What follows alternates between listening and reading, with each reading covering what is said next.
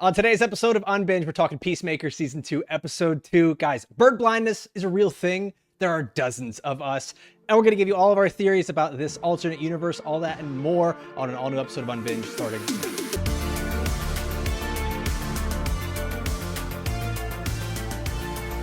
Welcome to Unbinged, guys, the podcast where we break down the shows you love to binge. I'm your host, Alfredo Brown. Joined as always, I got Jagger May, Matt Kaufhammer, and today we've got a really special guest, Matt Rimke of the Direct Podcast, The Universes You Love. Also, want to let you guys know you got a bunch of ways you can enjoy this show. First is going to be right here on YouTube. So if you're watching, take a moment to like this video, comment below, make sure you're subscribed because we're going to be watching Alien Earth. We've got Task on HBO, Gen V's coming up, and a bunch of other great shows coming in November, December. We've got Stranger Things, Fallout, It, Welcome to Derry. So many great things coming. Guys, first question here off the rip. What the hell is going on in this alternate universe? Because there are some crazy ass theories. Matt, I want to throw this to you first as our special guest. What is your crazy theory about this alternate universe here in Peacemaker? This is your one warning that we are about to spoil Peacemaker and the DCU and anything James Gunn said. So good luck. Yeah, I mean, when I came into this podcast after last night's episode, my theory was pretty broad. There's something off, right? There's got to be something different. It can't all be perfect. I couldn't quite figure out what that is, and I was kind of excited about that. I was excited about the idea that this is seemingly an ideal situation. What could go wrong kind of deal. And then I heard about this new theory that I'm going to save for the person who called it. But, the fact that that is kind of the mystery of the show, more or less, is what is up with this new universe is so exciting. And it's something that I think can be a linchpin for this show moving forward while still doing what James Gunn does best, letting the characters do character shit. So I think that this theory that we're going to talk, I don't want to take credit for it, so I'm not going to go in there right away. But the fact that something has to be off about this is a great narrative mystery throughout the rest of Peacemaker that also allows us to just keep hanging out with this group of characters that I can't get enough of. Koff, I want you to be the one. Go ahead, unveil it, because you talked about it last week, man. And we laughed at you. We kind of scoffed, that seems a little too far-fetched, but fuck it. James Gunn doesn't care about what's far-fetched. He just goes for it. We should have known this after an orgy scene in episode 1. Yeah, I think we're going to get the reveal that this alternate universe is the GI robot's worst nightmare because it's being run by Nazis. Good call. Yeah, of course. We love a GI robot on this show. But I think what we're going to find out is this is the alternate universe, one of 99, that World War II was won by the Axis powers. Maybe Germany actually succeeded, and now Nazism and fascism is the rule of law everywhere. And that's why someone like the White Dragon, who is an unrepentant racist in our universe, who is an evil, evil man because he was fighting against, the ideals of democracy, is a hero in this universe. And yes, he treats Chris Smith with love and affection, but that's the only interaction we've seen is him with his two sons. We haven't seen him with anyone else outside of his family. So he could still be a giant dirtbag to everyone else. But if it is truly a Nazi universe, then that's why he's a hero, because he is this white supremacist hero. And I could see that being the rug getting pulled out from underneath Chris at some point in the season, being like, oh shit, it's not all rainbows and puppies. This is a nightmare. Jag, your thoughts on a Nazi-run universe? Go. None for me, dog. Yeah. Don't like it, Bob. I'm out. A world where Jag can't yap. So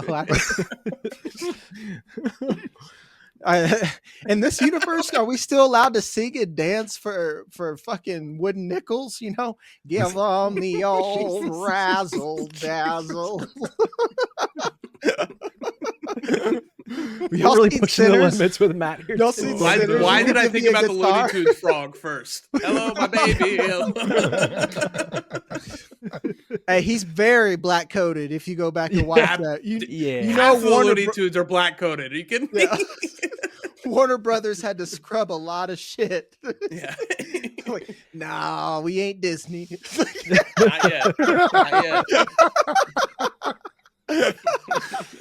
So if this alternate universe, right, is something where we are seeing white supremacy, fascism, all that stuff, I mean, what could that mean? I think we're going to end up with a bunch of the characters that we see in our universe, I guess, or in our DCU universe, potentially ending up over there. I mean, what could this actually mean? I have a theory where I do think because of this, I think that our Chris Smith, who's obviously still alive, is going to end up having to fight and kill his father and brother all over again in a very poetic, no matter what universe you're in, you kind of can't escape destiny, where it keeps happening.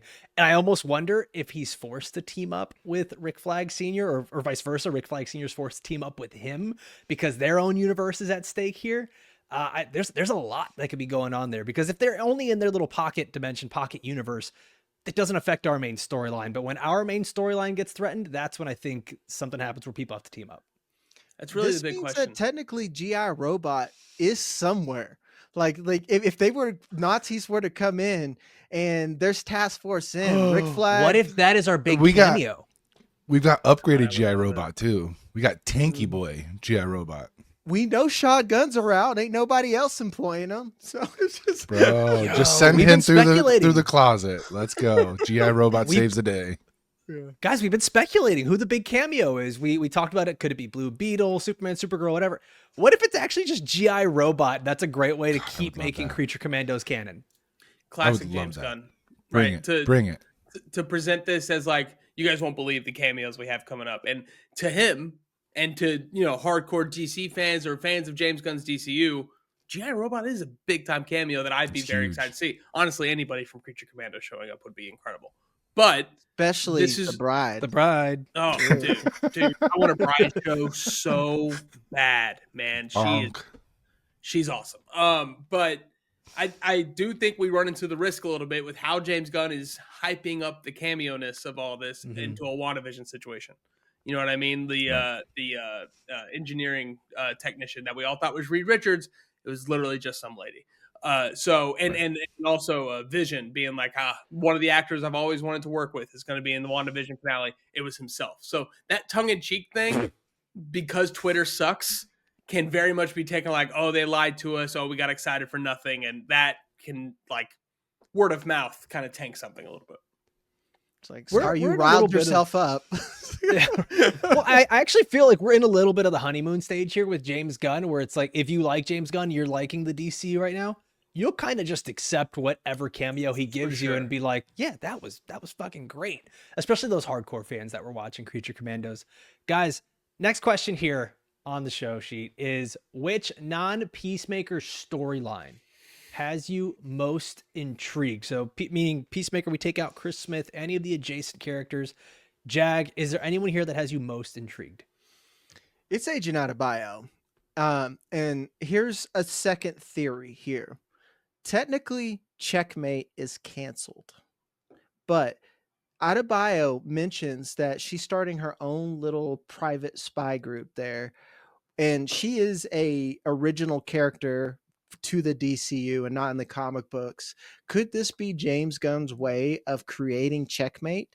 And maybe we don't get like a whole movie, but maybe Checkmate is something that Can you expand exists. on that, on Checkmate, for the people that maybe might not know what that is? Checkmate is a portion of Task Force X that is they're specifically into the more of the spy function. It's not so much we're going to send the Suicide Squad to go and die, and they operate not unlike the Mutant Hellfire Club, where there's the Black King, the White Queen, and excuse me, I know if you will correct me, whatever. One side is just over the intelligence, the black side, and the white side is essentially, and this sounds very weird, I'm saying black side and white side within this Peacemaker universe because that is a very volatile thing.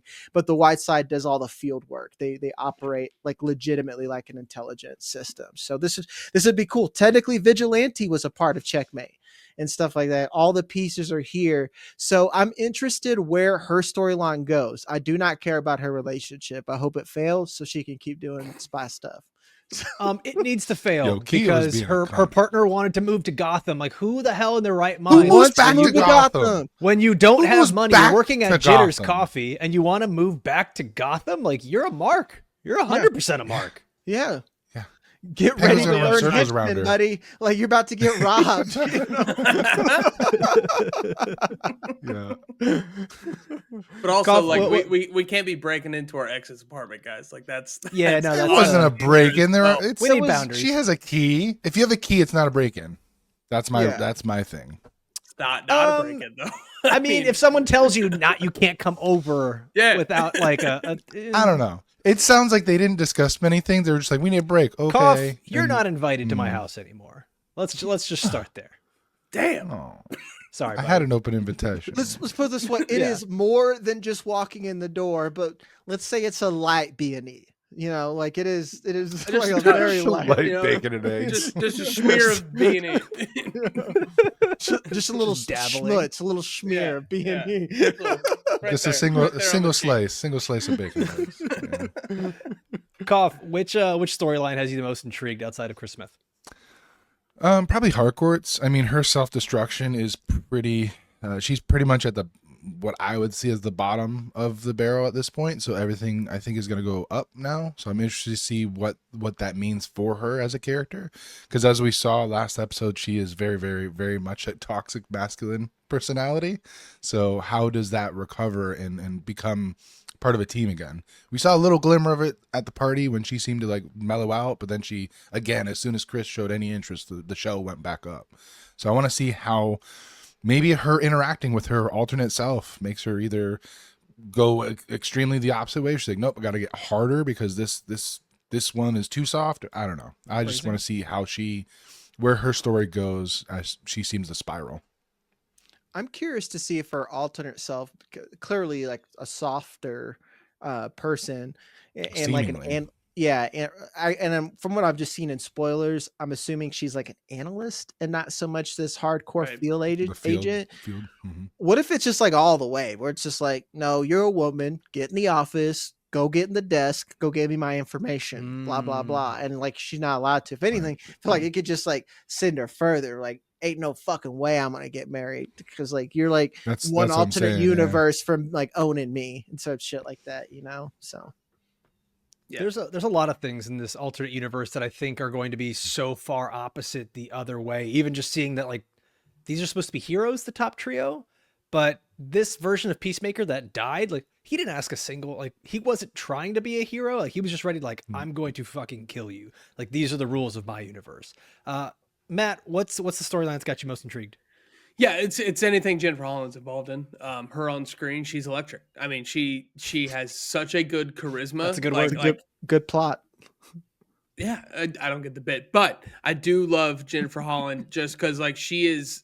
Think about how much we've seen this character of Harcourt. You know what I mean? Like she's been around since the Suicide Squad, and now she's at this point. I love the idea of her character in the alternate universe being this like happy person and this like, you know, very content and successful in life person, whereas Harcourt is very much not, at least in her head, because that can really, she could kind of be the example of these people are happy, these people are in love, these people are cordial with each other, but they're also evil for the universe's situations. Whereas Harcourt, she's obviously got issues, she's beating the hell out of people, she's looking for fights, but at least she, you know, doesn't believe in white supremacy. You know what I mean? Like that, she could be a really good example of like what the difference is between these two worlds. By the way, the bit is just that she's an incredibly attractive woman. Yeah. Oh yeah, no. There's Yeah, bit, yeah. Like you're watching Jennifer Holland for the plot. Is what I'm For the talking plot. about. I'm watching Jennifer Holland for her makeup artist because that lipstick's insane. It's just insane. She's incredible. Shout out James Gunn, by the way, for just being an Dude. extremely confident man. That's just like, sure, do all these romantic scenes with John Cena. I got no problem with it. Who's like She's great. comically huge sometimes. Yeah. Oh, his body shape is ridiculous. Like him grabbing yeah. his like the cell phone there, it was just like it looked like someone. What a hurdle! looked- What a hurdle for an actor. You know what I mean? To like make that work. Yeah, Like, I can't imagine him when the phones used to have buttons and you had to text by pressing the same button 3 times to get to the digit you wanted. That's just nuts. he definitely Phones used you think he T9. broke. I'll say for me, the storyline that I'm most intrigued at outside of Chris Smith is going to be Rick Flagg Sr. because I think it's going to have the biggest ripple effect on this. We've also seen Rick Flag Sr. throughout 3 different James Gunn projects: Superman, Creature Commandos. Now this, he's the head of Argus. He's got such an influence on so many characters. Whatever he does is going to affect Steve Agee's character, Diebeard, Economos, and I mean Ginger Cool. God, Ginger Cool. Oh, that was the name of my God. second R&B album, actually. Ginger Cool. That's your Duke Silver. Yeah, like I'm just excited to see like where that goes. It's just obviously we're gonna get that rising tension all throughout the season. I can't imagine he actually kills Peacemaker, but I want to know where this leads to with him being the head of Argus. Like, what kind of ripple effect will it have on that? Yeah. Fellas, talk about Rick Flag Sr. being in all these different James Gunn projects, and I think that's something that we're starting to see here, where a canon, a timeline is being built. Do we have any issues with how this has been done? Because when we go and we have this 8-month flashback here, looking at the timeline currently, the DCU timeline is parts of the Suicide Squad, not all of it yet, parts of Peacemaker Season 1, Creature Commandos, Superman, and Peacemaker 2. It's actually in the order in which it released, if I'm not mistaken. So, Koff, I'll start with you. Any issues with how canon or timeline or any of that is being presented to us? To be honest, no, just because I'm trying not to focus on it. I'm allowing James Gunn to present what he wants canon to be at his own pace. I was cool with the little retcon of the Justice Gang replacing the Justice League from season 1. So as long as he continues to be thoughtful and clever with how he presents his canon events, I'll be okay with it. It is getting a little annoying that he's kind of teasing us with stuff. Like at a certain point, I do just give us the answer, and that way we don't have to worry about it. But I'm not there yet. So far, I'm okay with it. I don't have any issues with the canonness of what's being presented. Matt, what about you? I think that's the right approach, and I think that's what James Gunn has come out and said. Like, it's not going to be clean. It's not going to be 100% ideal, because Warner Brothers didn't want to just hard reboot everything, and also the Suicide Squad came when it came, and James Gunn wants to continue that story. I think what's interesting is, you just named all of the technically canon projects of the DCU. James Gunn. It's all written and directed by James Gunn. My favorite director, I think the greatest comic book movie director of all time. What's really going to be telling for the DCU overall is next year, because we got Lanterns, we got Supergirl, we got Clayface. Those are going to be the first non-directly James Gunn projects in the DCU. It's very similar to the NBA or MLB idea, is like the series doesn't start until the home team loses a game. Like the continuity and the canon of it all doesn't really start until we get out of James Gunn's sandbox. What a great sandbox to build off of. But that's when we're really going to get a better idea of the canon, is when we get out of James Gunn's world. Yep. And Jack, what about you? I my thing is he needs to continue to be open, and how he's being very like front facing with the audience, having thread watch parties, because I think we need to retrain the audience. I'm trained. I understand that the DCU, they don't give it. The DC as you comics poop outside. You don't make a mess in the house. Exactly. They don't care about canon to get in the way of a big story. Like absolute series right now in comic books. Is it canon? Is it canon? No, but it doesn't matter. That's the absolute universe. That's its own thing. So if we can retrain the audience for this, it really opens things up in the comic books to where we don't have the MCU problem. But my big question is, like, now knowing James Gunn's process, we get a good story and the cool things that we used to have with the MCU. It's just like, oh, they brought in that guy. I love him. But I have the real questions here now. Does Aquaman fuck fish still? Like stuff like that. Is that still canon? Are we going to bring that in? That's the real question. These are the hard-hitting questions. I'm glad these we're are the touching things. on this. Yes. This gets James to the Gunn, 4-quadrant of moviegoers right here. This is what we need to know. Yeah. Send James a direct message asking that question. He'll answer. Yeah. He'll answer. Mondays. Matt? Yeah. I also think like it's also a little bit of the coach speak thing. James Gunn and David Corenswet have both said, I think pretty explicitly, this is less like the MCU and more like Star Wars. Same universe, but different stories in different pockets. So far, it couldn't be more like the MCU. where Rick Flagg Sr. is our Agent Coulson. You know what I mean? Like, so far, what he's saying about this, like, shared universe instead of a connected universe, that's not necessarily true. That's why I'm really looking forward to next year to see if that still holds, because this is as MCU gets so far with crossovers and continuing storylines. Hell, we had a flashback to a movie that came out 4 years ago. And I think that it's interesting how much they're pushing the non-connectivity while also displaying so much connectivity. And that was going to be my biggest concern, not necessarily because I'm fine with James Gunn. He does a lot of very simple hand waving. When people complained that Rick Flag Sr.'s hair isn't gray like it was in Creature Commandos, he's like, guys, get over it. You know, like they're like, he will just hand wave away things that are stupid. But at the same time, like, you're 100% right, Matt. Like, I do see them doing some of the same mistakes that Marvel made, where it's actually, if you look at this, Peacemaker has been sort of the Iron Man of this DC universe, where he's been in everything, and everything has revolved around him from Suicide Squad to 2 seasons of his show. He has a cameo in Superman. Like, he's the connective tissue. And now with Rick Flag Sr. being in these, those are the connective tissue through all these things. It does worry me a little bit, because then you end up in that same problem that the MCU had, where you have to do homework. You have to go watch the shows to understand the movies, or you have to watch the movies to understand the shows, and vice versa. I hope that we don't end up with that. I hope that we can continue to keep these stories self-contained. So far, Gunn has done kind of a good job, but everything still remains very connected. And so, Matt, I'm 100% with you. I want to see what happens next year when we're on to Clayface, Supergirl, stuff like that. It's going to be awesome. Yeah. Next thing, guys. Did this episode slow down a little too much? Because we had so much excitement in episode 1. It was just like nonstop. There was something going on, from fight to character expo to just a gigantic orgy of tits and ass everywhere. But then this one, it kind of felt like we just revisited a lot of the same things, and we revisited, okay, how do we get rid of this body? Why are these characters sad? And then we set up a few new characters. Did this slow down a little bit too much for you guys? Jag, I want to start with you. Yeah, 100%. I felt, and it's not that it was a bad episode. It's just that we only get 8. So, like, surely there was a little bit like of something else that we can get. And like I talked to you guys pre-show, like, how many montages are you going to put in one episode, my guy? Like, it's fine. Like, the whole eagerly CGI walk away into the house scene. That's like, I don't think I just needed that. You know, I could have gotten a little bit more story. But that's just me being like persnickety on top of that. And I'm hoping this is just like a slowdown that we need, because the next, how many episodes left? 6 episodes are just going to be kind of a roller coaster nonstop ride.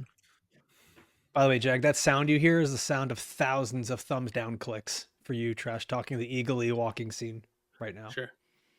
Yeah. Sorry, Whatever, pal. guys. Sorry. Aura farming.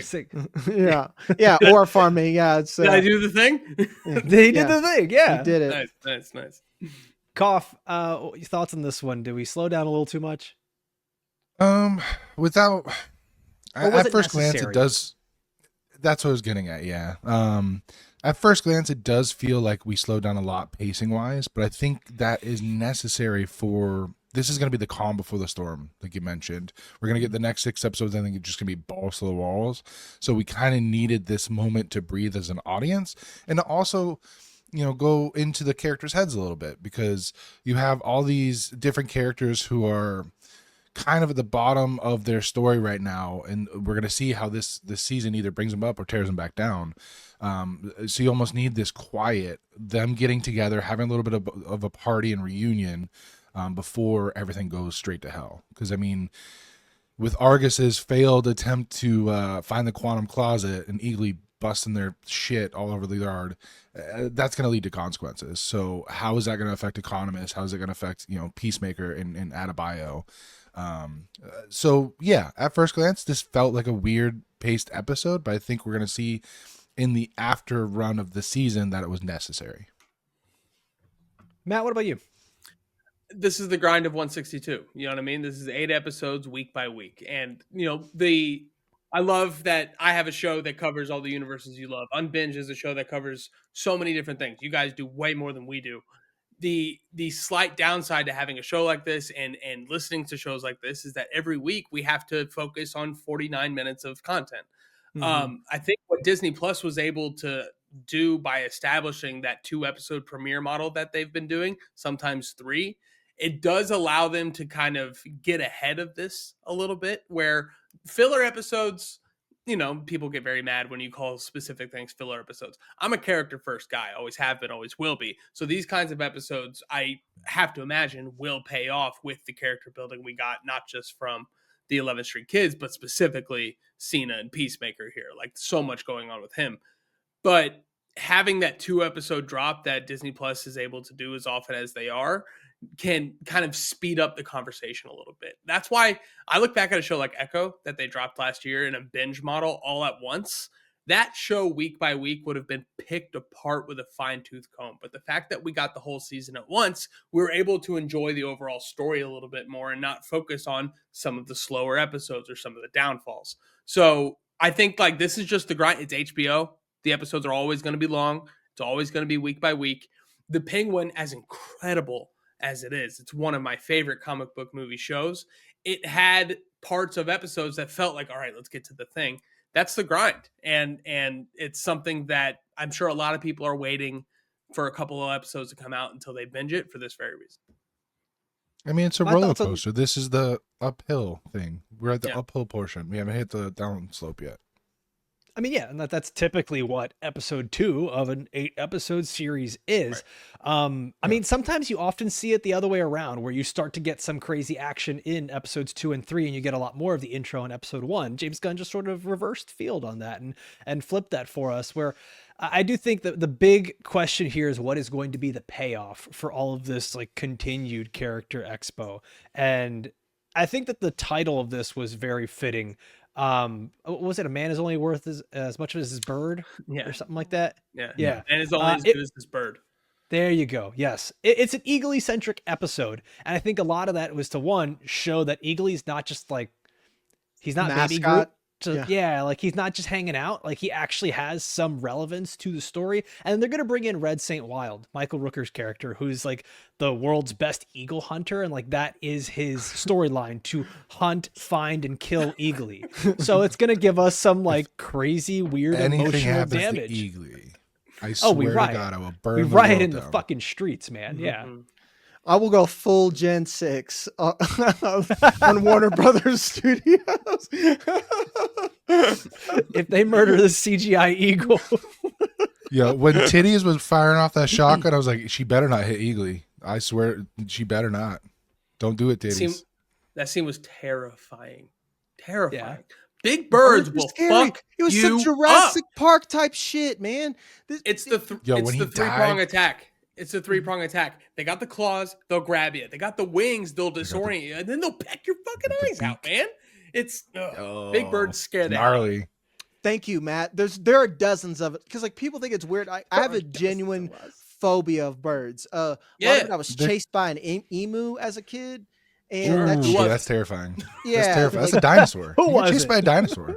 My Uncle Jimmy had an emu farm. Like it's like who keeps this fucking house of horrors? Okay, one, that's a whole episode that we have to do on your Uncle Jimmy, because what the fuck? It's actually track 2 on my R&B album. Uncle Jimmy has emu. Uncle Jimmy has emu farm. Ginger Cool coming out this fall. LP dropping soon. Yeah, my great Uncle Jimmy had a massive farm. He had emus on it. He just liked them. Like, what purpose did they serve? At a farm, these animals provide. These emus were just these fucking horror show. But anyway, like Eagly is a terrifying character, and I love that eagles are getting their respect. Like that's how you should fear birds. It's big time for eagles. They're winning Super Bowls. They're becoming big time DCU characters. Yes, do geese next. I got They're all of Canada's hate. No, in bird geese. form. No, that's where I draw the line. Geese are terrifying. Yes, they are. Aggressive assholes. He's never been flogged by a goose before, I could tell. Guys, we got a new character in this one. I know you guys mentioned some of the agents here, but the guy who goes out and brings in all these agents to go and take down Eagly and get into Peacemaker's house, Agent Langston Fleury, Tim Meadows, who, I mean, fantastic. Just awesome to see him in this show. Matt, I want to start with you, man. What did you think here of Tim Meadows being in this and the one-liners, like everything he added? What do we think of this character? Yeah, I mean, Tim Meadows, Hall of Fame SNL character, somebody who's always a treat when he pops up whenever he does. I thought that it was a little distracting to have such a pure Tim Meadows bit throughout this episode. It was funny. It was undoubtedly funny, but it felt a little off, which makes me think James Gunn's going to do what James Gunn does and make it work later on, right? But I mean, it's objectively hilarious. The massage part was hilarious. Like the fact that he just kept doing it, and even more importantly, the fact that Stephen Agee didn't say anything. He just let it happen. I love that. I think that we're going to get more of this character, and I don't think he's going to slow down on the jokes. But what's going to be, I think, the payoff is what happens when he's actually confronted with something of consequence, right? Because when does his situation get serious? What does Tim Meadows do at that point? So I'm holding on my level of appreciation for Tim Meadows. While he's very funny, he's not vibing with like just the story for me just yet. Jag, buy, sell, or hold? Tim Meadows, Agent Fleury here. It's buy for me, and a lot of it is like Tim Meadows has been like kind of a dumbass in most movies since, like, with the exception of like Mean Girls. He had like a very impactful character, and of course like The Ladies Man, but he's always just kind of like this buffoon. Having him come in as like this alpha male is just fucking hilarious, man. Just to come in, he's just like, how are we gonna read? Are you a hugger? Like, you could just tell he's just like testing him and seeing how like far he could go and push him on there. And he's just like, while you were learning that, I had 2 girls sucking my dick. And he just like he's just trying so hard, dude. I know. You guys saw the stinger afterwards. We all know a guy like that. Yeah, exactly. Yeah. The like, Peppermint Twins. Twins. Portland, Oregon. It's like eye contact. To me, that was a lie. And I'm like a black dude grew up in Portland. Come on now. It's like Goff, what about you? What I loved about the character was, I thought he was bullshitting when he said the thing about the bird blindness. I thought he was just fucking with economists. And then they brought it back in later on in the story to make it a real thing. It's not real in real life, but it was just hilarious how they did bring that back in the same. I did Google immediately. I was like, is this a real thing? Because I was like, a hummingbird? I only know that because I read about them. Oh, that shit killed me. Fucking killed me. Dude, I got attacked by a duck. A fucking duck. That was very how Dewey big Cox, this thing that whole is. scene. Oh god, it's so funny. So I am loving his addition to this season already. So I can't wait to see how he interacts with more than just economists, because I think he's gonna change how he interacts with each character depending on who he's with, right? God, sort of a social chameleon. Yeah, I think so. I'm excited to see how he interacts with somebody like Harcourt, who is a true, like, she is truly the alpha in any situation she's in. So how is he going to play off of that? And Harcourt, somebody who's had his job. You know what I mean? Like, Harcourt had his job. You know what I mean? Like, it's not like he's just a new position that we're discovering. He's just part of the new machine. Yeah. He was a weird character for me when he first showed up. Like, it was so off color. Like the comments he was making, the way he was acting, that I was just like, is this someone pretending to be a human? Like, they're trying, like, they watched like a 90s sitcom and saw The Bully and was like, that's who I want to pretend to be. Like, it just felt so weird. And then the more and more they kept doing it, I was like, oh, this is just probably who this is. And like, he feels like the second guy in like in a high school bully group that like always is just he's the guy. He's the guy. Like what Kevin Hart would be if The Rock was a bully. He'd be like right behind him, just egging him on. Yeah, exactly. Like that. And it's like, now when he got faced with like the first real thing of Eagly, he was fucking terrified and shook. So like, I wonder, it's all the same questions, like how he's going to affect the story here. I kind of wonder, I think he's probably going to end up just being comedic relief throughout the whole thing, of just like a silly, bumbling Mr. Magoo type of Argus agent here throughout the rest of the show. He's going to have a bad time. Like, it's just not going to be a good time. I'm straight up not having a good time. There's eagles and shit.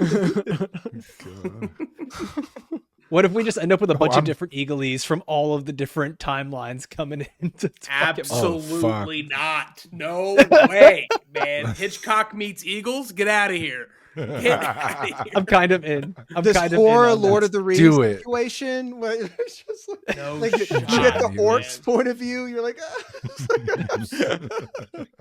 So upset. Guys, one of the toughest things to watch in this whole episode was Peacemaker having to dispose of his own body and calling up Vidge on the phone and being like, "Hey man, you still got the bone saw?" And Vigilante with the expo dump here of like, no, not really into sex, but I do have sex so that I can do like what anyone wants to do, is bond with their best friend. Yeah. Did not see Classic that one Vigilante. coming. Friendship. Classic Vidge. I want so much more of him in this show. Like, I need more of him. I think we can cut some other characters and make room for Vigilante. But just him having this massive smile on his face as he's cutting up the body and then dancing as he's mopping the blood off the floor. Like, this was him in his element. I'm actually terrified of what a Vigilante might look like in the alternate universe. Like how or maybe he's super normal. Like, he's just like a regular dude that works at Staples or something. Cough. This scene had you like just kind of, I don't know, it's like squeamish. It had you thinking how fucked up it's going Just to be from- for Peacemaker going forward. Yeah, just from a psychological perspective, imagine having to first of all, you killed yourself, and you're dealing with the direct consequences of like, now I have to get rid of this body, and as you're chopping your own limbs off, you're staring at your own head. Like, that's got to be a mind trip. Like, even for someone who has killed so many people like Peacemaker has in his past, he has never literally come face to face with his own mortality more so than this moment. So what kind of psychological damage is that going to add to an already psychologically damaged person who is spiraling? And like he said to Vigilante, I was drowning myself in flesh to try to feel something. So where is this going to take him? And I think we're going to see him really dive into this alternate universe and try to take on his own persona to try to fix the psychological trauma he's inflicted upon himself now. I love how Adebayo basically like called him out. He's just like, it's like, yeah, we'll just all dance. Just 40,000 of us just fucking dance about Yeah. we're in the conversation. talking to people that you are. And then she's And like, he goes, are you having a breakdown right now? Yeah, maybe a little bit. By the way, that felt like the most meta line of the episode, where it's like that's how they start every episode of Peacemaker, is them just Yeah. dancing it out, acting like things don't really matter. Yep. It's that chick at the tailgate when she's like doing that 2016 TikTok dance, but she's bawling her eyes out. Just crying. Yeah. Icon, man. Icon. Vigilante though, straight up having like a boner the whole time when like they show That's its own hornet's yeah. nest. Yeah, exactly. Like when they showed the clearly budget Chris Smith body double in there, all I could think of the whole time was It's Always Sunny when Dennis comes back and they like have like the body double the whole time. And I was just sitting there like, I don't know if anyone else thought that, but like with Vigilante and his unhealthy obsession with Peacemaker, I was like, He's putting you would loads in that thing. I was like, you would fuck Oh. that if we weren't here. He would though. He would, you know. Don't eat that cricket. It's full of loads. Watch It's Always Sunny in Philadelphia. It's always sunny, dog. Like, I'm not even making this. This isn't just from my head, dog. Full of loads. No, I get you, Jag. I know exactly what Thank you're you, talking Matt. about. It's fucking gross. I honestly, I couldn't stop laughing at John Cena trying to put his own dead body away, That was a because good all bit. I'm imagining is like, that's a heavy dead body, and just him not being able to. It felt like a Family Guy joke where it goes on maybe a beat too long, but that's what makes it funny, where it just like keeps falling out, and then eventually he chops everything up, and then the head still falls, and you're just like, ah, fuck. You get the one more look at it. That's how it felt. I've been work's been crazy with football season coming up, so I've been watching a lot of Family Guy in the background while I work or whatever. Every time Family Guy does that bit, they do a great job with Peter in the middle of it being like, you know, just so frustrated. And that was such a good bit. But no, this scene, like, it was funny, it was disgusting, it was classic body horror stuff from James Gunn, but Coffee nailed it. Like, the psychological stuff here, I think, is awesome. And my favorite moment throughout this whole bit was the shower scene when John Cena was trying to scrub off the blood and like just that, the fact that it's his own blood, and this that brief little shot of him breaking down and crying before they cut away, that is like it on surface that could be artsy, but the fact that John Cena was able to pull that off in such a emotional way, he is in his bag with this character. And I love anytime they're able to break him down like that, because he is a joke. He's funny, he's goofy, he's got this ridiculous outfit. Kick-ass character, like as far as depth and emotion goes, man. And every time they're able to splice that in a little bit, I'm loving it. Well, it's written to where that dumbass helmet makes sense. Like, Yeah. that dude would wear a stupid ass helmet. Where if you had this well-adjusted man that goes out there, it's like, yeah, I am the Peacemaker, and I put a dove of peace on there. You're like, okay, good luck, buddy. He's like, No, he's fucked though. Yeah. It definitely feels a lot like the Deadpool of the DCU, where it's like it's going to have the most raunchiness, the most humor, and then you're going to get some sprinkles of the emotional stuff in there. But guys, I'm not gonna lie, I'm loving John Cena a bit more than Ryan Reynolds right now. Like John Cena is really making his place known in the DCU. I'm loving that. I'm sorry to cut you off. It is similar to that first Deadpool though, like when Ryan Reynolds grabs that guy and like gives him a hug, the guy who killed Vanessa, and then the bus hits him. Like what an incredible scene, what an incredible moment from Ryan Reynolds to show that. We're getting so much of that from John Cena and Peacemaker. Like that, it's very that core from that scene. It's awesome. Great comp. James Gunn talked about it, how like he has leveled up as an actor, where it's like from the Suicide Squad movie, he was asked, who would you want to make a show of? He said Peacemaker. And so they're like, all right, we got to figure out a way to make sure that he's still alive. Because he said he saw the potential with John Cena's acting. This is all in their podcast they do over on the DC Showcase, where he's just like, I wanted to keep working with John Cena. There was the potential to level him up. Season 1, he got so much better as an actor. And now in season 2, he's talking about like John Cena's crying on command, where he's like, hey, let's run that scene back. Do you think you can cry? And then John Cena's like, boom, crying on command and hitting these emotional beats, something that he hadn't really done.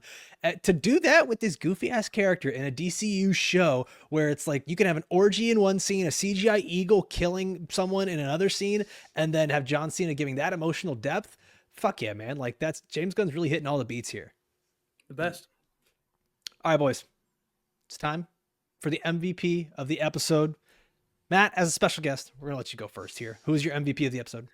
Yeah, I'm gonna go with Rick Flag Sr. I know we barely got any of them. It's very much the Dion Waiters Award kind of thing, right? A few minutes, just a few minutes, but he balled out. Honestly, like Frank Grillo crushed that bit going through the dossier, getting the flashbacks from the Suicide Squad. High concept. It's obviously very ridiculous that just the script from Suicide Squad was in that dossier, and then his final words were Peacemaker, what a joke. Peacemaker. But I mean, I bought it, man. That was such a good scene, such a good table setting, and I think this is a little bit of an extended situation, kind of like when LeBron won a late MVP. It's more because he's LeBron. Him and Creature Commandos was fantastic.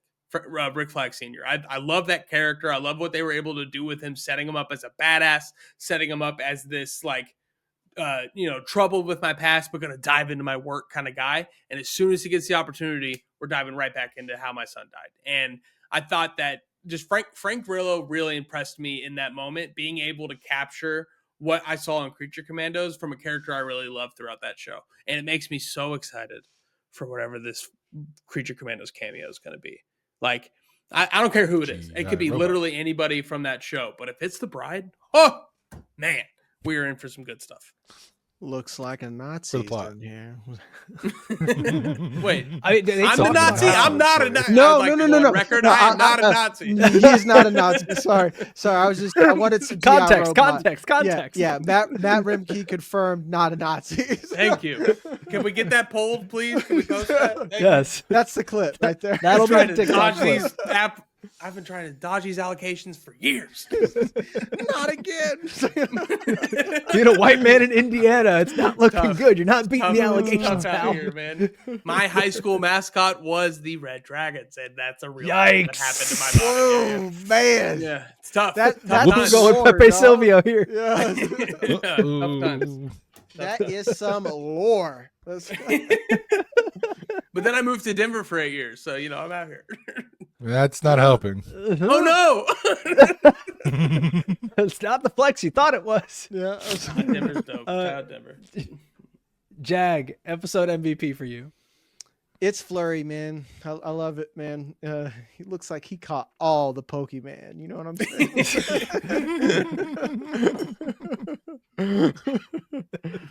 Yeah, exactly. I love Matt the caught 'em coaster. all.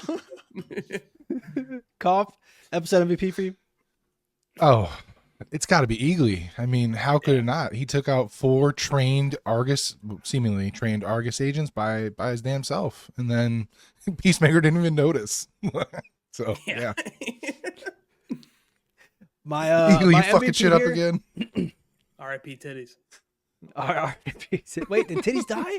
I don't know. I hope She got her juggler. No way. This, Oh, this juggler way she struck. survived. So we had one Fair. person lose an eye. Titties died. Yeah, dude, I think- I was crazy. Yeah, I Cupid was- doll Yo. survived. Cupid doll survived. Cupid doll. And What's the worst nickname? What's the worst Encino nickname Man. amongst Gotta the be agents? I think it's no. No, it's Encino Cupido. Man.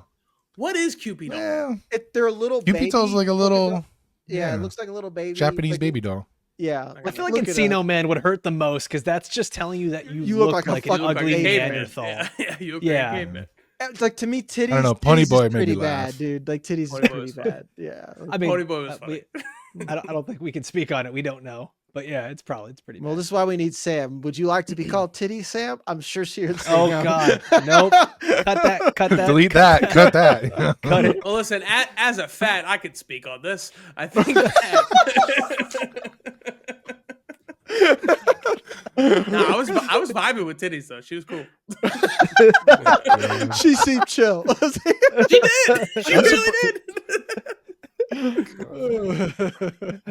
Yo, my MVP from this wasn't actually even a character. It was a specific moment in the show where I just bust out with I rarely do that, even when I'm watching something funny, but I actually bust out with laughter. And it's with when Harcourt calls that one guy Beaker, and he has no idea what it was. Who is that? And then he looks to the other customer in there, and he's like, "What's Beaker?" And she tells it's a Muppet. He's like, "Do I look like him?" She's like, "Yeah." Is that a bad Is that a thing? bad thing? It's not a good thing. That was so good, dude. Like I had to bring that up into the show somehow. Yeah. That was my episode MVP. It's just that So moment, good. man, calling him Beaker. Honestly, honorable mention to Harcourt's patience, because I was waiting for her to go off on that lady like 6 times, and she just let her keep going. And it wasn't until she finally turned back around that she let her have it. And I was like, good on you, Harcourt, showing some growth. I was like that was growth comparatively. Yeah. Just because like immediately I was surprised she just didn't hit her in the mouth. It's just I know. What a classic button up under a cardigan white lady moment. Just come in and be Yes. like, "Oh, I'm gonna save you right now." Pearl I know your clutching and situation. white knighting at the Yeah. same time. Sandra, I mean, Admirable, good on her sure, for trying to inappropriate as help. fuck. Yeah, Sandra right. Bullock At a will certain come in and point, give her you a gotta minute. walk away. Yeah. Jack, Like- I heard that. Leanne too. He's gonna come in. Save you. Worst Southern Boys, accent this was you've great, ever man. This was a ton of fun. We're gonna be back again next week with Peacemaker episode 3, and we're gonna be here it's every Monday on the audio side, but every Friday on YouTube. Okay, YouTube, we're getting these things out sooner, so if you want to catch the episode sooner, head on over to YouTube. Make sure you subscribe over there. You can watch all of our beautiful shining faces. Well, some of us are beautiful. Cough, you know which ones. I'm just kidding. You're beautiful, you. buddy. It's We're you. all beautiful. That was such a Call me Encino Man. Yeah. You don't not look like This a is called I will fucking say it. Berkeley. Oh, It's not a bad Wait. thing. It's not a bad thing. He's got an excellent beard. Look what I got. Thank you. I had to quote Fleury. I It was work- too good. I work hard on this. Yeah. well, like I said, we're going to be back every Monday on the audio side, every Friday here on YouTube. So make sure you're subscribed to the YouTube channel. If you're listening on the audio side, take a sec, leave a review. It means so much to us as an individual, independent podcast that helps us come up and be a little bit more visible to everyone else. Big thanks to our guest today, Matt Rimke of the Direct Podcast. Matt, tell everyone all about your show, what you got going on, where they can find you. Yeah, thank you guys so much for having me on today. Over at thedirect.com, we run a podcast called The Direct Podcast, everything you need to know about the universes you love. It's very similar to the Unbinged podcast, covering all of the greatest movie and TV franchises that we can. We primarily focus on the big three of nerddom, Marvel, DC, and Star Wars. We have news episodes every Monday where we break down the latest news, and then review episodes whenever new content comes out. The fact that we don't have any more comic book movies until June of next year is insane. We are in the middle of the biggest comic book movie drought since 2011, which is a very real thing that we're all experiencing. And you know what? I think it's actually a pretty good thing. Let's all take a little break. We needed it. Yeah. I think let's all take a little break, get ready for what's to come. But no, please go over and check out the Direct Podcast universes you love anywhere where podcasts are found. You can find us on YouTube at the Direct Extras YouTube page. And of course, head over to thedirect.com. Check out everything you need to know about the universes you love. Thank you guys again. This was a blast. No, thank you for joining us, man. As always, I want to thank everybody for watching or listening all the way through. For myself, for Jag, for Koff, for our special guest, Matt Rimke. We'll see you next time. Adios.